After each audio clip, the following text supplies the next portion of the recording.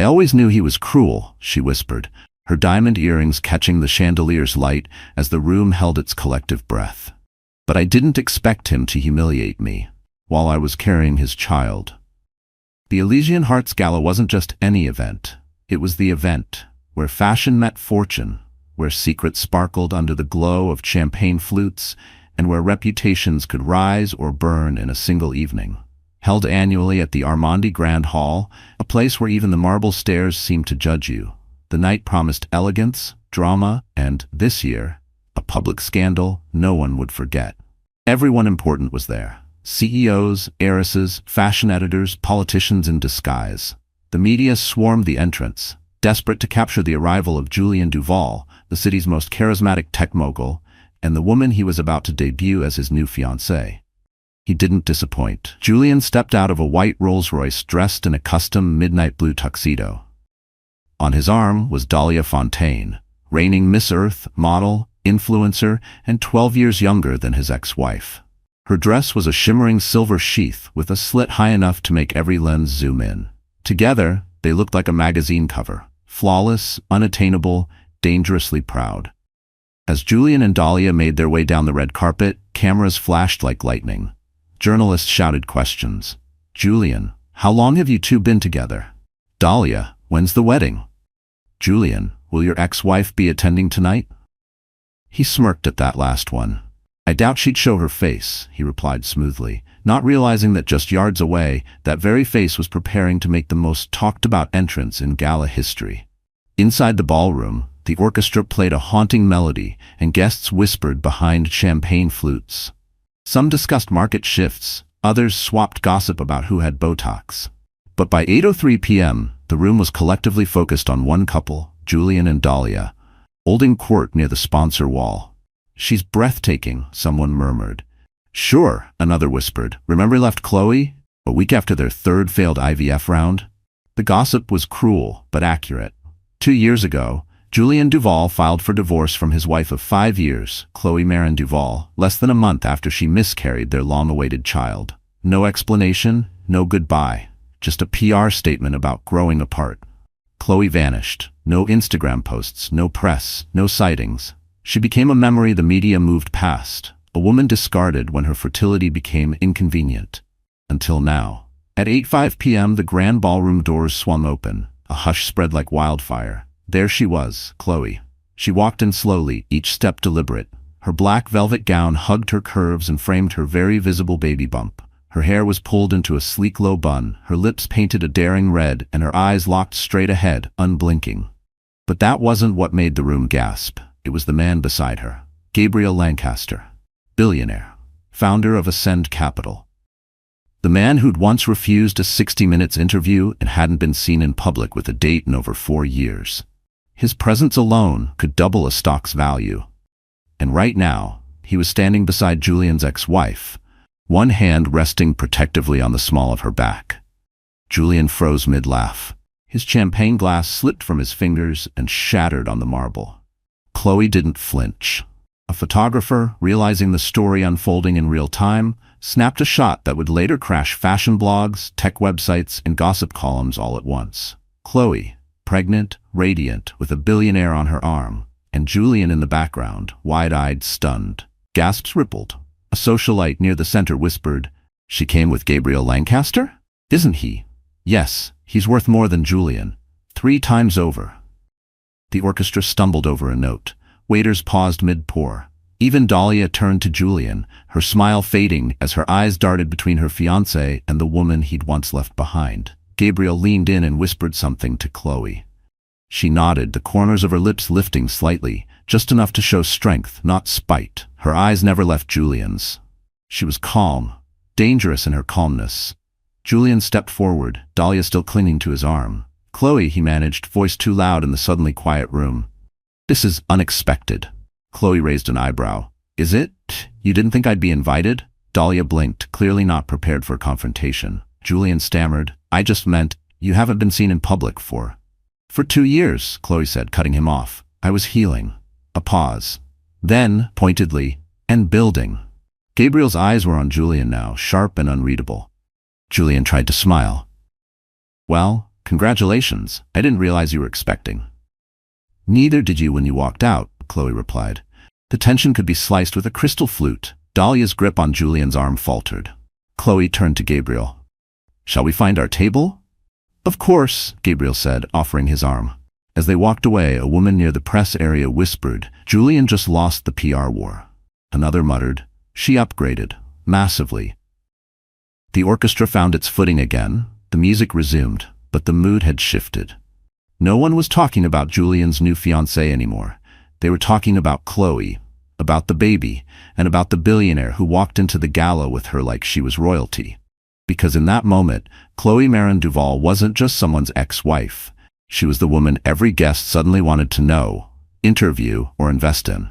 And Julian? Julian realized, too late, that the real power in the room didn't come from beauty titles or tech empires. It came from resilience, from reinvention, from the woman he threw away, now reborn as the center of the storm. Before the tabloids called her the comeback queen, and before her image graced the covers of Vanity Fair and Forbes, Chloe Marin Duval was simply Chloe Marin Bennett. Quiet, soft-spoken, and so easily overlooked, she might as well have been invisible in a room full of power players. She wasn't born into wealth. She was born into survival. Her childhood was stitched together in second-hand clothes and Friday night freezer meals in a small Oklahoma town where ambition was considered arrogant and dreams were handed a waiting list. Her father worked double shifts at a steel plant until the accident left him paralyzed. Her mother cleaned houses and pinched pennies so tightly they squealed. Chloe learned early how to stretch a dollar, how to hold her breath when life got hard, and how to pretend everything was fine even when it wasn't. But she also learned to study, and she learned to fight, quietly, fiercely, the way women do when no one's watching. By 17, she had earned a scholarship to Northwestern University. She packed her entire life into one suitcase and boarded a Greyhound to Chicago with $62 in her pocket and a promise to herself she would never be small again. At Northwestern, Chloe majored in economics and minored in strategic communications. She worked 3 jobs: campus library assistant, weekend barista, and freelance copy editor. What she lacked in connections, she made up for in relentless discipline. She read case studies at midnight, studied boardroom psychology like it was gospel, and learned how to walk into any room like she belonged, even when her shoes were from Payless. It was during her senior year that she met Julian Duval. He was already making headlines for a mobile startup he launched out of his dorm. Charming, disarming, and arrogant in that intoxicating way certain men are when they know the room will applaud anything they say. Most girls wanted him. Chloe didn't. She watched, she studied, and then she challenged him during a Q&A at a tech panel. You're selling disruption, she said from the back row. But you're marketing dependency. Isn't that just rebranded exploitation? Julian blinked, caught off guard. Then he smiled. That night, he tracked her down at a bookstore cafe and asked her out. She said no. He returned the next day with her favorite caramel tea and a dog-eared copy of The Lean Startup, scribbled with post-it notes. They talked for 6 hours. By spring, they were inseparable. Julian called her his brain trust. Chloe saw in him the kind of potential that needed direction. While he built apps and pitched to venture capitalists, she helped him refine his brand, shape his investor language, and map his long-term scale strategy. When he sold his first company at 26 for $22 million, he proposed. Not with a flashy ring or public fanfare. He did it in their cramped studio apartment over Chinese takeout, whispering, "You've been the reason all of this works. I want us to build something even bigger, together." She said yes. They married in a rooftop ceremony surrounded by fellow founders and future unicorns. The press called them the next Musk and Grimes, without the weird. Chloe hated the label but smiled anyway. She didn't care about headlines. She cared about building, about love, about legacy. But what no one saw, what Chloe tried not to admit even to herself, was how quickly things started to shift. As Julian's fame grew, so did his ego. The man who once kissed her forehead before every pitch began taking meetings she wasn't invited to. He stopped asking her opinion on launches. He started hiring advisors who looked like models and spoke in sound bites. At first, Chloe thought it was just stress. Then came the failed pregnancies. 3 in 4 years. Each loss chipped away at her soul like silent erosion. Julian was supportive at first, kind, consoling. But after the third miscarriage, something in him turned cold, distant. "You need to stop letting this define you," he said one night after she spent hours crying in the bathroom. "You're stronger than this. We have a company to run." They stopped trying. They stopped talking. By their 5th anniversary, they were strangers sharing expensive silence in a glass penthouse overlooking a city that no longer felt like home. And then, without warning, he left. No fight, no explanation. Just a text from his lawyer and a carefully worded press release. "We've decided to part ways amicably. We remain supportive of one another's ventures." Supportive? Chloe had built half of those ventures. She had stayed in the shadows so he could shine. She had sacrificed her body, her time, her name, and he replaced her with an NDA. The weeks that followed were a blur of grief and insomnia. Paparazzi swarmed her. Friends disappeared. Her body still carried the remnants of a pregnancy lost too soon, and her inbox flooded with headlines about Julian's new luxury watch line and the supermodel he was mentoring. So Chloe vanished. She left LA, deleted her social media, moved to a quiet villa in Tuscany where no one asked questions. She wrote, she meditated, she planted lavender and read books under olive trees. Slowly, she stitched herself back together. And then something miraculous happened. She got pregnant, no treatments, no clinics, just life happening when she least expected it. She returned to the States in her 2nd trimester, determined to rebuild, not just for herself but for her child. She started consulting again, quietly, strategically. And one of her first clients? Gabriel Lancaster. They met at a private equity dinner. He had read one of her economic briefs and asked to meet. What started as a business partnership evolved slowly, respectfully, into something more. He wasn't loud. He didn't flaunt. He just listened, protected, understood. And he never once asked her to shrink. By the time the Elysian Hearts Gala arrived, Chloe knew exactly what she was doing. She wasn't just showing up. She was announcing her return. Not as Julian Duval's ex-wife, but as Chloe Marin Duval, future mother, economic strategist, and partner to one of the most powerful men in the country. The woman no one saw coming. The woman no one would ignore again. The Armandi Grand Hall wasn't just an event space. It was a monument to excess. It had once been a 19th century opera house where European royals came to escape revolution and scandal. But now, reimagined by billionaire developer Alina Vasilev and dripping in gold-trimmed modernity, it had become Manhattan's most elite venue, where politics flirted with fashion and fortunes were made or ruined in a single conversation. Tonight, the Elysian Hearts Gala had transformed the hall into a temple of opulence. 10-foot crystal chandeliers hung like frozen waterfalls from ceilings painted in soft ivory. The scent of white roses and sandalwood lingered in the air, blended carefully by a perfumer flown in from Paris.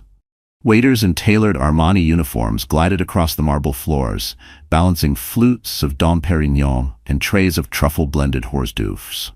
There were no normal people here. No plus ones who weren't at least minor nobility in some social sense. You didn't get invited, you got selected. And if you were seen here, you didn't just exist. You mattered. It was where Chloe Marin Duval had once walked beside Julian as an accessory. Now she was about to walk in as the main event. Earlier that evening, the ballroom had buzzed with predictable displays of wealth. Hedge fund kings comparing yachts, venture capitalists bragging about crypto rebounds, and media moguls trading gossip about a fallen A-list actress who'd gone spiritual. Everyone sipped and smiled while watching each other from behind the safety of champagne flutes. In the center of it all stood Julian Duval, glowing with the confidence of a man who believed he'd already won. He was dressed in a custom-made tuxedo from Savile Row, his hair trimmed to precise imperfection. On his arm, as everyone already knew, was Dahlia Fontaine, 25, flawless, and a walking advertisement for cosmetic symmetry. She was the kind of woman who didn't walk into a room so much as float. "Miss Earth 2024, someone whispered behind a sequined clutch. Still feels like a PR stunt. Julian didn't care. Tonight was about image, control, redemption. 2 years ago, when the divorce drama had unfolded, he'd taken a hit. Stock price dip, investor uncertainty, awkward boardroom glances, but he'd rebounded. Publicly at least. And tonight, Standing beside a beauty queen in the city's most exclusive gala, he believed the narrative was his again. Until the doors opened. Chloe walked in, not with a whisper, but a wave of silence. The ballroom didn't gasp, it held its breath. She had timed it perfectly, as if she'd studied the rhythm of the room, waited for the music to soften, for the media to focus on Julian, and then, boom. Entrance. Her gown was custom Dior, black velvet with a neckline that framed her collarbones like sculpture. A diamond bracelet shimmered subtly at her wrist, discreet, devastating. Her baby bump about 5 months along was visible but styled like a centerpiece. Powerful, undeniable, proud. Beside her, Gabriel Lancaster looked like power dressed in human skin.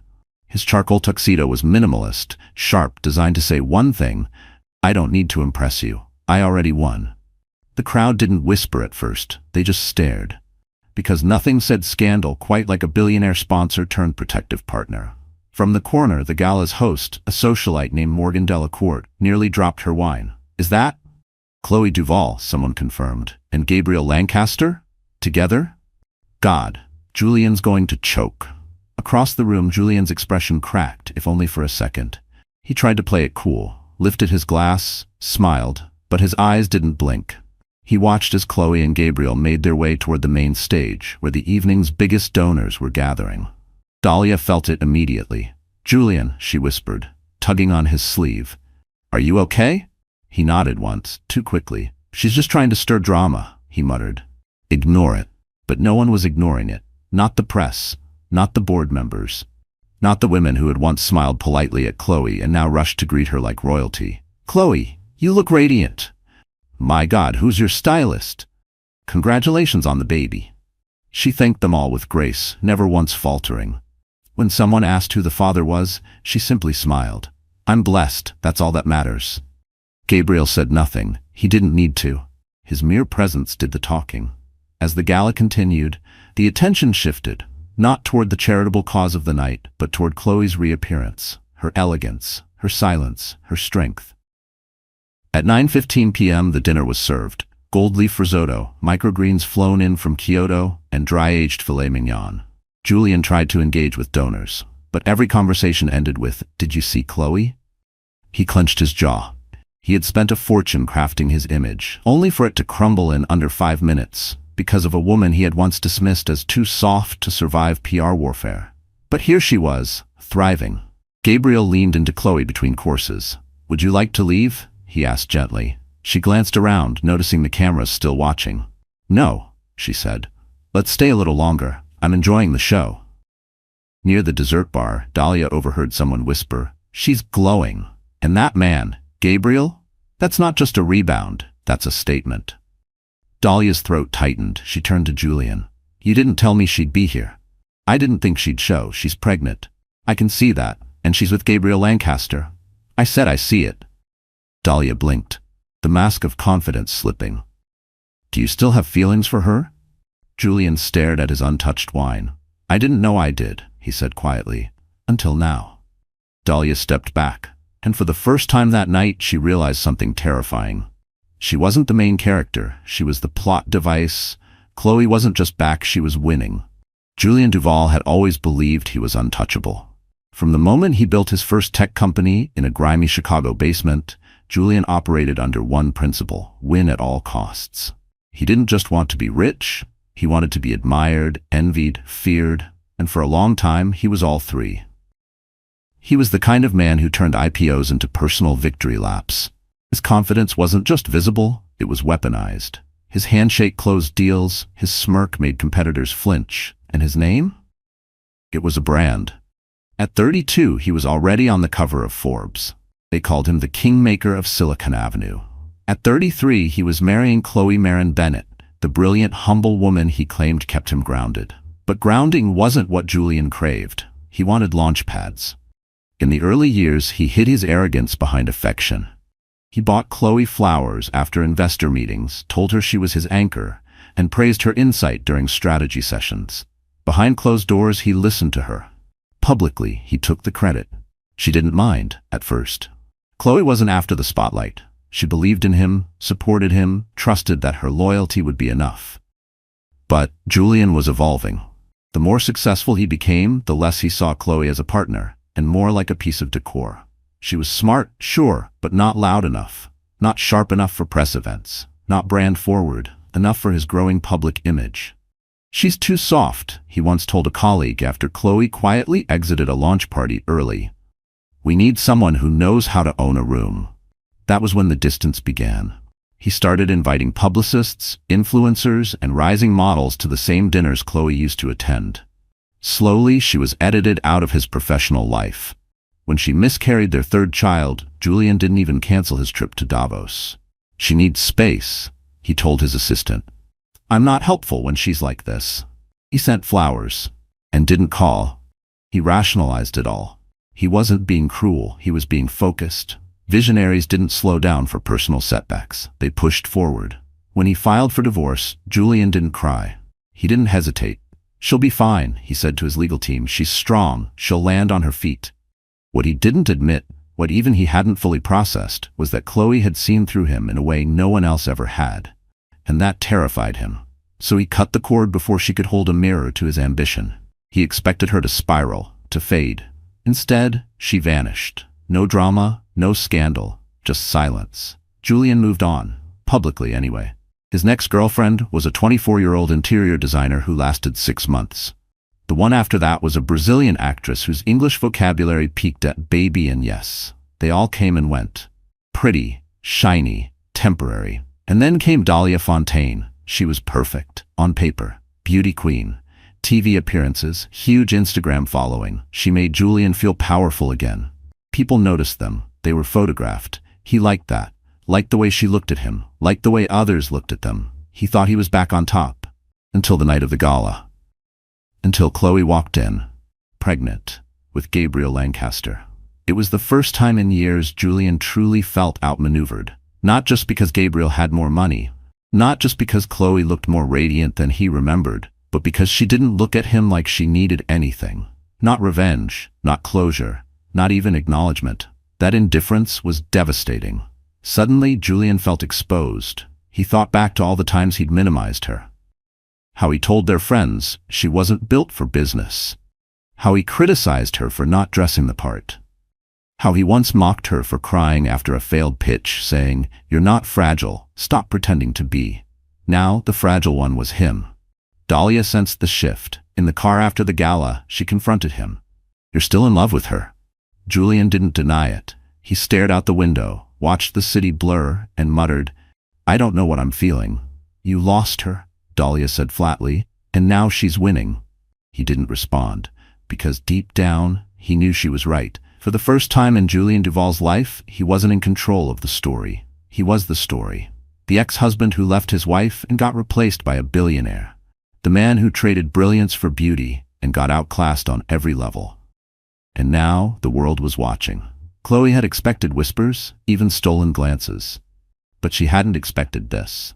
The moment she stepped away from the main hall and into the intimate sponsors' lounge, where high-tier donors mingled behind velvet ropes and custom cocktails, the temperature dropped.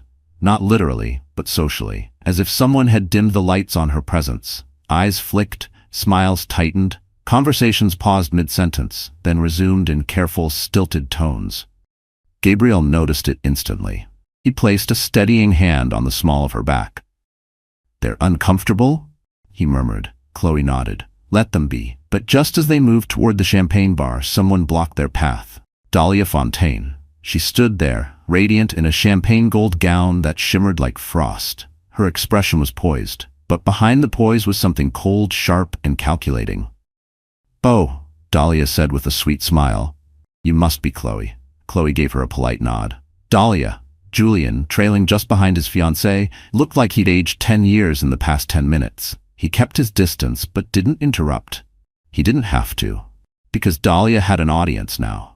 People had begun to gather subtly, pretending to sip drinks or admire the sponsor board while clearly watching the interaction unfold. The energy crackled, like everyone sensed a scene was about to erupt. Dahlia's voice was syrupy, too controlled. "I just wanted to say, you look brave. It's not easy showing up in your condition, especially in such a fitted dress." Chloe kept her gaze steady. "Pregnancy isn't shameful, Dahlia, and Dior seems to agree." A few heads turned. A quiet chuckle slipped from somewhere in the crowd. But Dahlia wasn't finished. Of course, it helps to have support. Emotional? Financial? She said, casting a glance at Gabriel. Though I've always believed a woman should stand on her own. Chloe tilted her head. You mean like earning your title in front of 6 judges instead of thousands of users on TikTok? A sharper laugh this time from a fashion editor sipping gin. Dahlia flushed but smiled through it. Julian stepped forward, finally. All right, enough. But it was too late. The scene had been set. Dahlia dropped her smile, voice louder now. I'm just saying, it's a little convenient, don't you think? You disappear for 2 years, come back pregnant, and suddenly you're on the arm of a man who could buy this entire building. That's not a glow-up, Chloe. That's strategy. Silence. Cameras didn't flash, but you could feel phones recording discreetly. This wasn't just drama. This was spectacle. Chloe's heart pounded, not from fear, but from something deeper. A line had been crossed. She took a breath. Convenient? She said calmly. You mean like being crowned Miss Earth thanks to a brand deal your manager slept for? If the room gasped, Dahlia paled. Julian stiffened. Gabriel stepped forward now, not to defend Chloe, but to stand beside her, silent, unshaken. I didn't come here to fight, Chloe continued, voice low but firm. But let's be clear. You can flaunt your ring and your title. You can show off your gown and your Botox. What you can't fake is substance or class. And judging by the fact that you're still threatened by a pregnant woman in flats, well, I'd be worried too. With that, Chloe turned and walked away, Gabriel following without a word. But just before the ballroom doors swung shut behind them, Dahlia's voice rose again, desperate, shrill. At least I didn't trap someone with a baby. That was it, Julian spun. Dahlia. No, she snapped, stepping forward. Let's talk about it. She shows up here, like some phoenix, pregnant, glamorous, unbothered, and we're all just supposed to forget what happened. She didn't trap anyone, Julian said through gritted teeth. And if anyone should be embarrassed here, it's you. The crowd froze. Dahlia's face collapsed. You're defending her? I'm asking you to stop humiliating yourself, Julian hissed. Dahlia stared at him, then turned to the crowd, who now looked at her with a mix of pity and discomfort. She tried to laugh it off, tried to fix her hair, but the damage was done. Meanwhile, Chloe stood by the elevator, her hands trembling ever so slightly. Gabriel leaned close. You okay? She nodded. Let's leave. They exited together, into the cool night, into a city that suddenly felt like hers again. Back inside the ballroom, no one was watching Julian anymore. The cameras had already followed Chloe. The elevator doors closed with a soft chime, shutting out the buzz of the gala. Chloe pressed her back against the mirrored wall and exhaled, shaky, shallow, like she'd been holding her breath the entire night. Her heels wobbled beneath her, even though they were sensible by red carpet standards. Her hands trembled. She wanted to cry, scream, or curl into herself and disappear. But she did none of those things. Not yet. Gabriel stood beside her in silence, respectful, as always, but his eyes were sharp with concern. You were incredible back there, he said quietly. Chloe nodded, forcing a smile. Thank you. But inside, she wasn't proud. She wasn't composed. She was unraveling. The doors opened to the underground valet level. Gabriel's driver stood waiting beside the sleek black Maybach. The chill of the night wrapped around Chloe like a warning. The silence wasn't comforting anymore. It was deafening. They climbed in, and as the doors shut, she finally exhaled for real. And then the tears came. Silent. Hot, relentless. She didn't sob. She just sat there, staring out the tinted window, tears streaming down her cheeks while the city blurred past in neon streaks. The buildings she once admired now looked like glass cages. The streets, once familiar, suddenly felt hostile. Gabriel reached for her hand. She flinched. I'm sorry, she whispered. I need a minute. He nodded, letting go instantly. When they arrived at her building, Chloe climbed out before he could open the door. The doorman greeted her politely, but she barely registered it. She stepped into the elevator of her penthouse residence, one of Gabriel's properties, technically, and watched the numbers climb. When the doors opened, the space greeted her in silence. High ceilings, marble floors, a baby grand piano, luxury, security, isolation. Chloe walked straight into the bathroom and stared at herself in the mirror. Her makeup was still flawless, set to survive HD cameras and artificial lighting. Her hair was intact, her gown clung perfectly to her body. She looked powerful, but she felt like a child. She pulled off her earrings, tossed them on the counter, then sank to the floor.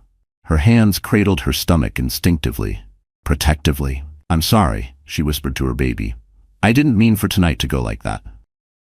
The gala had been a success in the eyes of the public. She'd made her entrance. She'd put Dahlia in her place. She'd stood tall next to a man worth more than Julian could ever dream of being. But the pain, God, the pain, still clawed at her. It wasn't just about Julian. It wasn't about the insults. It was about the weight of the past 2 years finally catching up to her. The loneliness, the trauma, the whispered fears. She was pregnant, alone, in the spotlight, and despite Gabriel's kindness, despite the power she projected, she was terrified. Was she strong enough for this? Would the world ever let her move on? Was she just playing dress-up in a life that didn't quite fit? Her phone buzzed on the counter. She ignored it. Buzzed again. Reluctantly, she checked. "Gabriel, I'm downstairs, just in case." Chloe stared at the message, torn. Part of her wanted to let him in, to lean on someone, anyone. But the other part of her, the one that had been abandoned, lied to, and discarded, couldn't trust anyone fully. Not yet. Instead, she typed back, "I just need to sleep. Thank you for everything tonight." He didn't respond right away. When he finally did, it read simply, "Gabriel, I'm here, whenever you need. No pressure." Chloe turned off her phone, stripped off her gown, and slipped into an oversized hoodie. She stood in the nursery, still unfinished, staring at the pale walls and unopened boxes. She hadn't even picked a name. She hadn't let herself get that far. Everything felt fragile again. She lay down on the bed, curled onto her side, and stared at the city lights. Sleep didn't come easy. When it did, it was restless and cruel. Dreams of Julian throwing her out in the rain, Dahlia's voice like a blade, headlines flashing, "Ex-wife returns with a bump and a billionaire." On every screen, she woke up gasping, alone. Sunlight bled through the curtains. It was a new day. But the ache hadn't gone.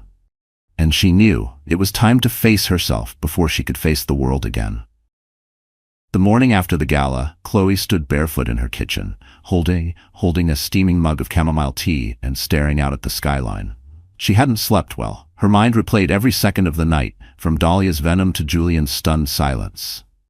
But beneath the exhaustion, something else stirred. Not fear, not anxiety, power. For 2 years, Chloe had hidden it, even from herself. But now she was done hiding. She picked up her phone, opened the encrypted folder labeled Maverick, and scrolled past dozens of sealed contracts, trust documents, and digital certificates. Then she tapped on a file titled Holdings Overview, C. Duval, her real portfolio. She stared at the numbers, still surreal, even to her. Net worth, $812 million. Assets, 27 global investments, 4 silent board seats, 3 charitable foundations, and a controlling interest in 2 tech accelerators, one of which Julian had pitched to 6 months ago, unaware she was one of the anonymous gatekeepers who rejected him. That had been no accident. What most people didn't know was that Chloe hadn't disappeared after the divorce. She'd evolved. When Julian left, Chloe had collapsed emotionally, but not financially. What Julian never realized was that Chloe had quietly been investing since her university years, not in stocks or crypto fads, but in people. Women-led startups, education platforms, emerging medical tech. She had never wanted the spotlight, but she was brilliant at recognizing value and nurturing it until it bloomed. Gabriel had been the first to find out. It happened 6 months earlier during a boardroom meeting at a private equity event in London.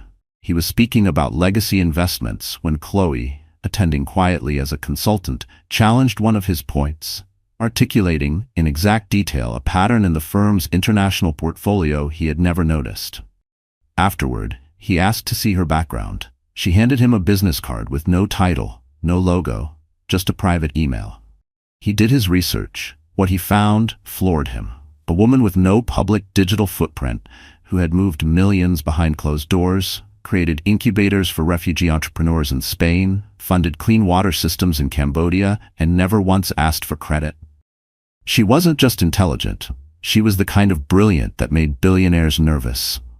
That's when Gabriel offered her more than partnership. He offered protection, discretion, respect. He never asked for her story. He waited until she was ready to tell it. And this morning, Chloe was ready. She sat down at her glass dining table, opened her laptop, and clicked send on a press release she had drafted and saved weeks ago, unsure if she'd ever use it. Subject line: Chloe Marin Duval launches $100 million women's equity fund, backed by anonymous billionaire collective. The byline was subtle, understated, no mention of Julian, no mention of Gabriel, but it was enough. Within 2 hours, media outlets were buzzing. Forbes, Business Insider, TechCrunch. Even the New York Times ran a feature. The silent powerhouse returns. Chloe Duval steps out of the shadows. Julian saw it while eating breakfast in his corner penthouse. His assistant rushed in, phone in hand. "Sir, you need to see this." He scrolled, froze. That photo, Chloe in a power suit, one hand on her baby bump, standing in front of a massive digital screen with her fund's mission statement lit up behind her. Julian dropped his fork. "What the hell?" Dahlia peeked from the hallway, still in her robe. "Is that about your ex?" "She was never supposed to," he muttered, voice low, seething. "She wasn't supposed to outplay me."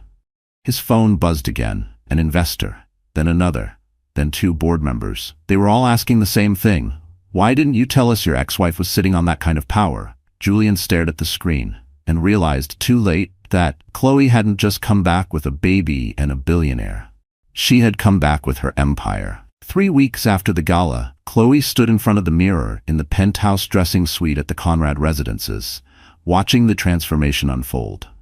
Her reflection didn't just look different, it looked final. Gone was the soft brown hair that once framed her face in quiet waves. In its place, a sleek jet-black bob, sharp, structured, cut at an angle that made her cheekbones pop and her jawline scream authority. Her stylist, Claudette, took a step back, pursing her lips in admiration. "This is not a makeover," she said. "This is a declaration." Chloe smirked. "Exactly." The dress was custom Alexander McQueen, deep emerald, structured shoulders, high slit, a silk belt that cinched just above her baby bump with unapologetic precision. No ruffles, no pastels, no attempt to soften her pregnancy. She wasn't hiding her power anymore, she was dressing it. The press had started calling her the Velvet Billionaire after the launch of her fund. Her story had gone viral, not because of scandal, but because of strategy. She hadn't responded to gossip, hadn't mentioned Julian, and hadn't given interviews. She just made moves. Powerful ones. Since the announcement, Chloe had closed 5 major deals, invested in 2 female-led startups, and bought back shares in a fashion tech company, one that had dropped her as a brand ambassador after her divorce. And tonight? Tonight was her first public reappearance since the gala. The event was hosted by Bloomberg Private Wealth, a closed-door conference for high-net-worth investors and entrepreneurs. Normally, the guest list was reserved for men in gray suits and women in muted pantsuits who played nice. Chloe was not playing nice. She arrived in a black Bentley, stepped out without a handler, and let the cameras feast. Photographers scrambled, reporters pushed, and for once, no one cared who Julian was dating. The moment Chloe walked into the building, heads turned. She glided through the lobby like she owned it, and in a way, she did. Gabriel had recently acquired a stake in the hosting firm, and though he wasn't present tonight, everyone knew exactly who she represented. Not as a wife, not as a side story, but as a force. Inside the ballroom, executives buzzed in corners. "Is that really her? She looks lethal. She's 7 months pregnant and still shutting down rooms. Jesus." Chloe didn't flinch. She walked directly toward the first investor she needed to meet. Anton Bellini, the elusive Italian financier known for only backing visionaries. He turned as she approached, his expression neutral, until he saw her. "Miss Duval," he said, extending a hand.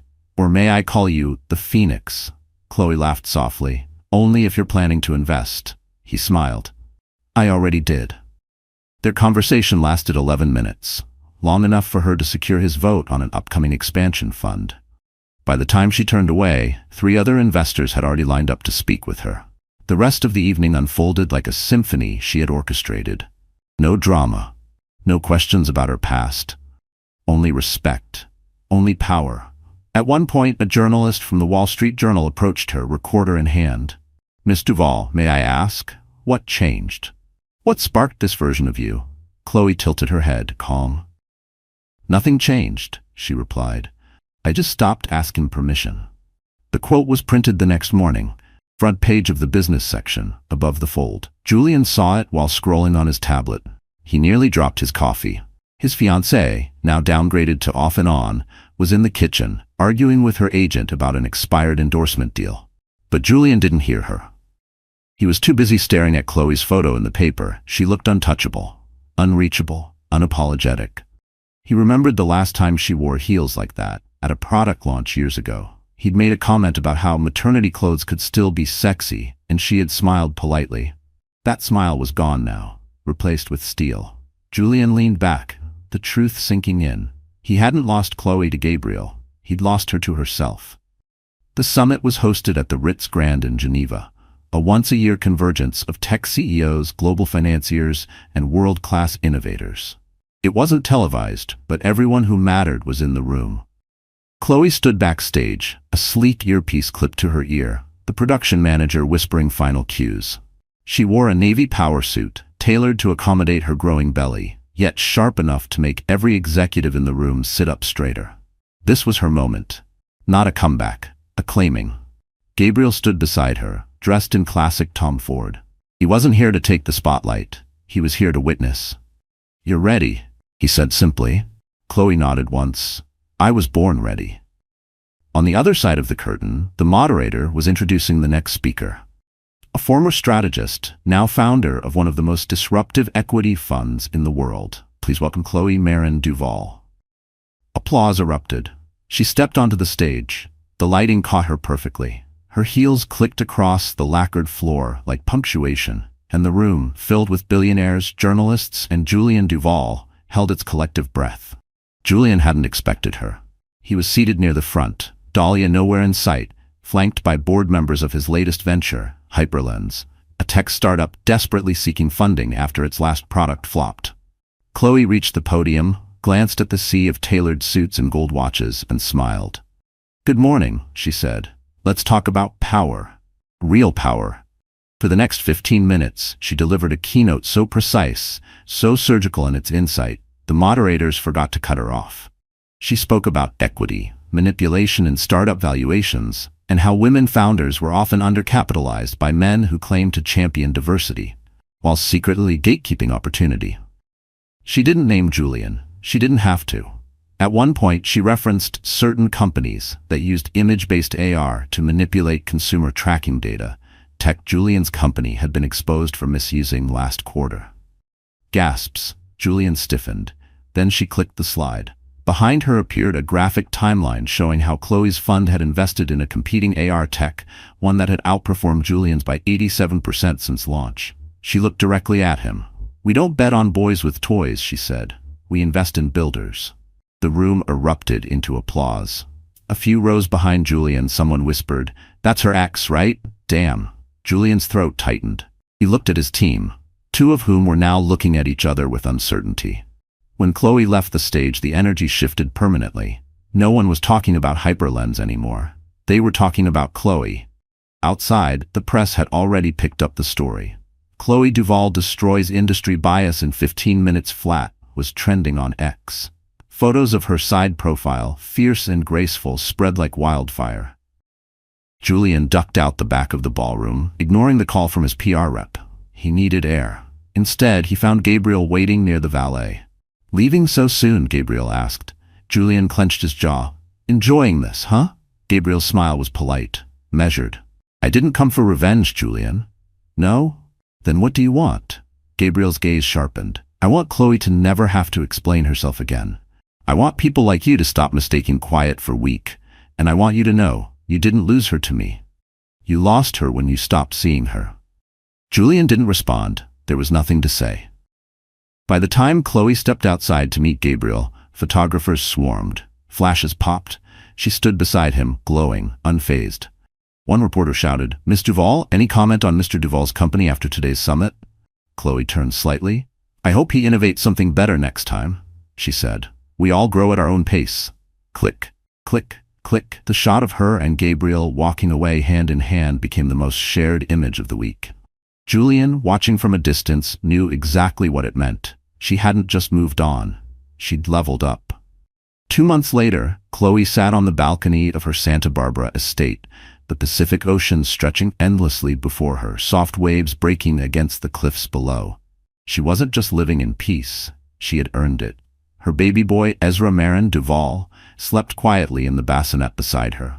Gabriel was inside, cooking breakfast. Yes, the billionaire knew how to make French toast, and the sun had just begun its lazy climb across the sky. But Chloe wasn't thinking about money. She was thinking about legacy. The past year had rewritten her life. From walking into that gala as a symbol of scandal, to standing on international stages, rewriting the narrative about power, gender, and what it means to come back stronger. Her inbox was now filled with stories from women.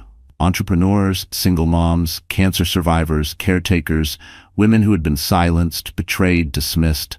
They weren't just inspired, they were activated. And today, Chloe was finally ready to speak. Not through investment reports, not through fund launches, but directly. She opened her laptop and began to type. Open letter, from one woman to every other who's ever been underestimated. To the girl who stayed silent to keep the peace. To the woman who kept showing up even when no one clapped. To the mother, the daughter, the survivor, the dreamer. This is for you. You don't have to explain why you stayed, or why you left, or why you broke. You don't have to apologize for healing slowly, for loving hard, for believing in someone who didn't believe in you. I once loved a man who told me I was too emotional to be taken seriously, who said my softness made me fragile, who whispered that I was his anchor until he saw me as dead weight. I once lost everything I thought made me valuable. My marriage, my title, my direction. I broke quietly, but I rebuilt loudly, not with revenge, but with vision. I invested in women who had nothing but dreams. I poured my pain into purpose. I stopped shrinking to fit in rooms that weren't built for me. And when I walked back into those rooms, I made them mine. So here's what I want you to know. You are not small. You are not inconvenient. You are not too much. Your scars don't make you broken. They make you proof. Proof that you endured, that you outlived, that you chose to rise when the world bet on your fall. Let them talk. Let them gossip, underestimate, roll their eyes, then let them watch. Because someday, you'll walk into a room they told you you'd never deserve, and they'll have to adjust their tone to say your name. And when that day comes, smile, not because they finally see you, but because you never needed them to. With love, Chloe Marin Duval. She hit publish. Within 30 minutes, the post had gone viral. Celebrities reposted it, politicians quoted it, women from every industry stitched their stories to hers like threads in a tapestry. And Julian? He read it from the silence of a Malibu rental, alone. He didn't call. He didn't write. He didn't dare interrupt the peace she had built. He just sat there, reading the words of the woman he had once labeled too soft, and understood, at last, that he had never really known her. Back in Santa Barbara, Chloe closed her laptop and lifted her baby from the bassinet. She held Ezra close, pressing a kiss to his tiny forehead. You'll never have to ask the world for permission, she whispered. You'll inherit it. Gabriel stepped onto the balcony, handing her a plate of golden toast and a soft smile. Ready for your next meeting, Miss Duval? He teased. Chloe grinned. Always. Because this wasn't her ending. This was her beginning. So the story has ended, our wonderful friends. Are you still here right now reading these last words? If you are, then maybe, just maybe, something in Chloe's journey stirred something inside you. Maybe it was the pain she carried so silently. Maybe it was the moment she chose not to shrink. Or maybe it's the hope that even when everything falls apart, you can still rise, louder, wiser, and more powerful than ever before. Because the truth is, this wasn't just a story about an ex-husband, a beauty queen, or a billionaire. This was a story about reclaiming your voice, about rewriting the script others tried to write for you, about the quiet resilience of women who've been silenced, sidelined, underestimated. As Chloe showed us, being soft doesn't mean you're weak. And being underestimated? That's not an insult. It's a setup for a stunning comeback. Maybe you've been where Chloe was, abandoned, dismissed, watching someone else steal your spotlight. And maybe you've wondered, is this it? Is this all I am? But here's the truth that matters. You are not broken. You are becoming. The world has a way of making women feel like they need to apologize for everything. Too loud, too quiet, too emotional, too ambitious. But what if you're too much is exactly what this world needs more of. Chloe's journey reminds us that you don't have to beg to be seen. You don't have to shrink to fit someone else's comfort. You can build, you can lead, you can walk away from what hurt you and walk right into what heals you. One line from heterodox philosophy I keep returning to is this: we heal not when we return to what broke us, but when we build where we were burned. And Chloe?